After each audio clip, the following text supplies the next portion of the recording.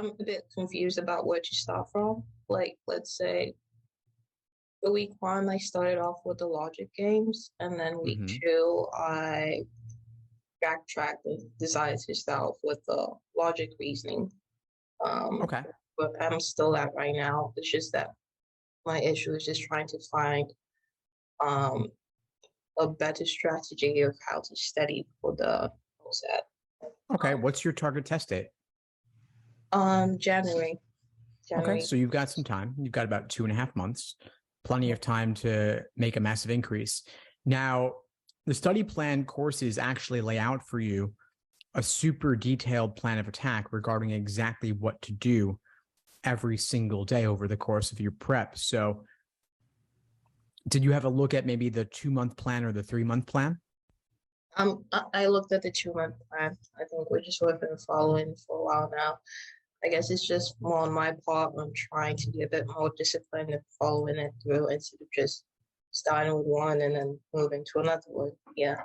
Yeah. So when you said earlier that you started with logic games, then you switched to logical reasoning. What led you to make that switch? I think what led me was I think it was mostly because I felt like I needed to master the logic reasoning more in the logic games. Because when I did the was it the first 14 lessons of the logic games, I felt like I understood what it meant, and I did work out a few of the examples for the relative logic games, which I did get well, at least 4 out of 5 of. So I know I'm okay on that part, but I think the logic reasoning was where I had much problems with, and I think that's why I probably switched to that side quite quickly because I felt like I needed to master that very well before I moved back to the logic games. Right, right. Well, that is totally fine. The study plans are just my general recommendations for someone who has no prior exposure. And even if that's the case, I mean, if you're good on logic games, you don't need to do quite as many practice exercises there before switching gears and moving on to logical reasoning. So I think based on what you've shared, that's a totally fine approach. I would recommend that you just stick with logical reasoning until you feel similarly comfortable with your accuracy and your performance on that section. Okay. The thing you want to avoid is really just a situation where you are having trouble with something and then you Mm-hmm. switch away from it because it's discouraging. But from what you shared, that's not the case. So I don't really have any concerns about where you're at. I would say keep following the schedule, spend more time on your weak areas, less time on your strengths, and then soon enough you'll move into timed sections, and then finally the full length exams as you approach January. Okay. Yeah, because sometimes I'm worried that I might be falling behind. That's the issue. And I think that's what kind of like pushes me to try and rush things quickly, which in a way, which I think is probably not a good idea as well. Because everybody's different. Just because someone might get it fast doesn't mean, you know, that you're lacking or you don't have what it takes. It's just more or less like you have a different way of processing everything compared to somebody else. So I think I guess I just need to motivate myself more and encourage myself that I can do this. Because it can be very overwhelming sometimes. Yeah, there's a lot to get familiar with. What do you have a particular law school in mind that you're shooting for? I had wanted to go to Fordham, um, and I know to get that I probably need to be in the range of 160s to a 170. So that's been my target goal now. Okay, great. Well, that's your motivation right there. So visit their website, attend any webinars they might be having. Are you in New York? I'm in Pennsylvania. Okay, so if you have the opportunity to visit, if it's possible, that would certainly be worth doing just to see what it's like, maybe take a tour. But even if you can't, I'm sure all the law schools these days have online webinars you can attend just to get more information. I'm pretty sure I've conducted some interviews with someone from their admissions team. If you search my YouTube channel, you might find something from them as well. But yeah, just the more you can learn about the school, the more motivated you will be to get the score that will get you into the school. Okay, will do. Thank you. Of course, of course. What else? I would say Like, when there were times where you felt like you couldn't do it, what was your way of trying to get back on track and tell yourself, okay, I just need to practice more, I'll get it. Or, especially for people who've been like straight A students the entire life, and then they just like take the LSAT just for one-time practice, and then they just bomb, and it's like it That's feels like you don't know anything, anything at all.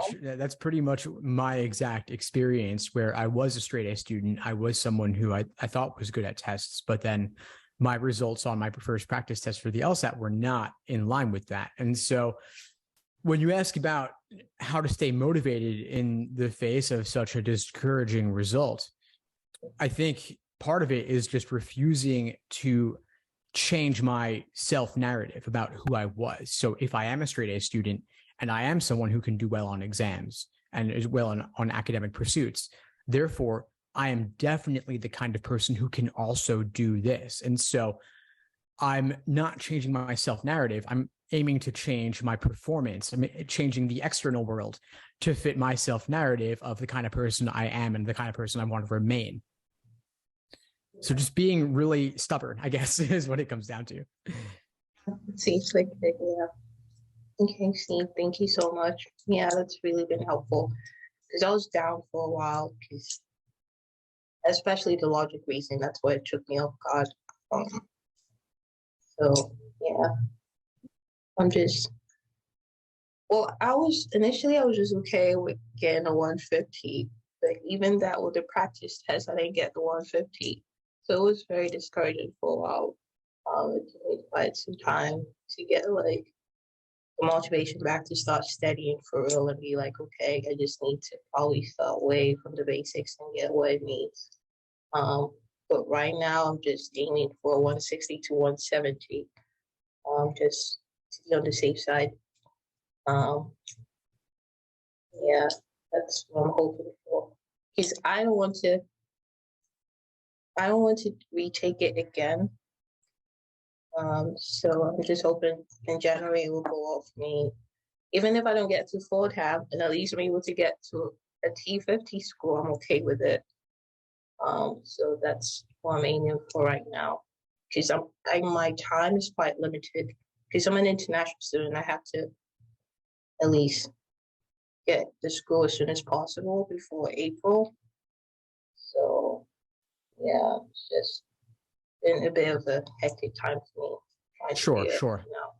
Yeah, well, if you take it, January or February, like you'll still be perfectly smack in the middle of the cycle. Actually, it's not too late to get your results back typically by April. Schools will vary in how long they take to get back to you, but if you apply to at least 8 to 10 schools or more, you'll hear back from a good number of them, I would expect, by April, which is within your time frame. And regarding the kind of score that you're aiming for, yes, you're right that for Fordham, 160s to 170s, the range that's within their medians typically.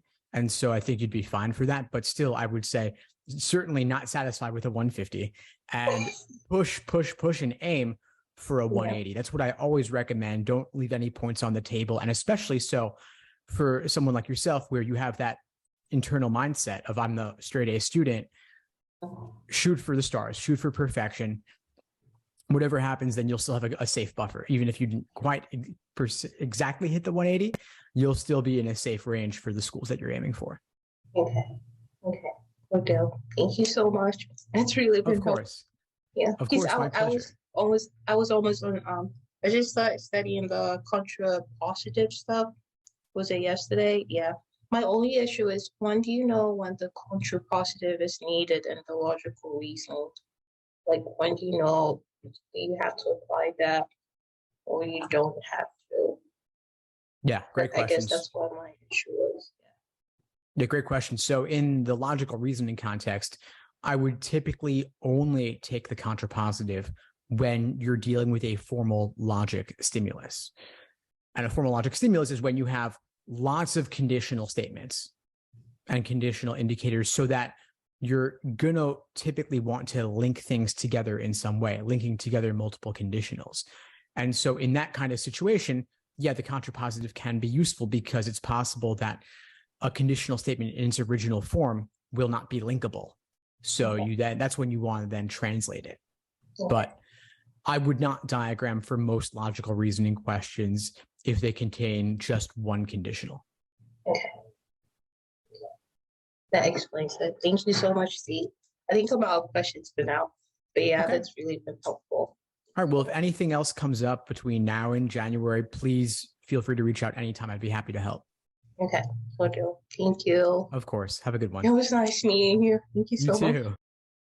Thanks for tuning into the show. Please subscribe if you haven't done so already to be notified of new episodes as I release them. And feel free to reach out if you need anything at all as you move forward with your prep. I'm happy to help however I can.